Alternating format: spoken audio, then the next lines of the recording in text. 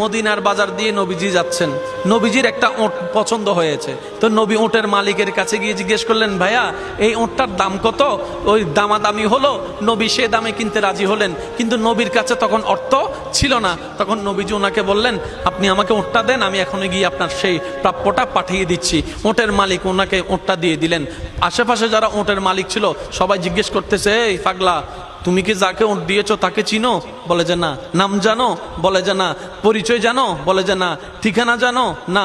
তো তুমি যে ওঁটটা দিয়ে দিলা, উনি যদি ওঁটের টাকাটা না ফাটায় তখন তো তুমি লসের মধ্যে চলে যাবা। সে ওঁটের মালিক বলে, এত সুন্দর নুরানি চেহারাওয়ালা কখনো বাটপার হতে পারে না, কখনো চিটার হতে পারে না, কখনো মিথ্যুক হতে পারে না।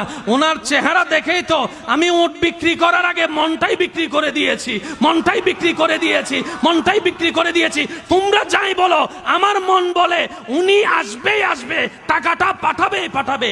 এই কথা বলতে না বলতে কিছুক্ষণ পরে নবীজির একজন সাহাবা এসে বলছেন, একটু আগে একজন ওট নিয়ে গিয়েছেন কাছ থেকে, ওটের মালিকটাকে একটু দেখতে চাই। উনি বলে যে আমার থেকে।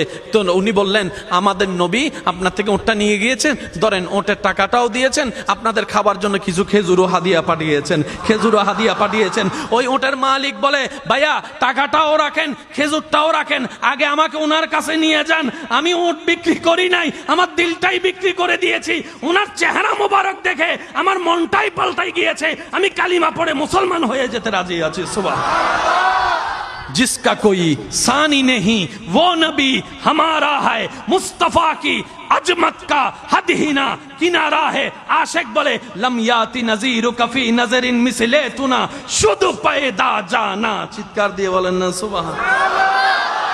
ওই নবীটা কাদের নবী? হয় নাই, সবার আওয়াজ বলেন, ওই নবীটা কাদের নবী? আমাদের কি ভাগ্য সে নবীর উম্মত হতে পেরেছে। আর একটু জোরে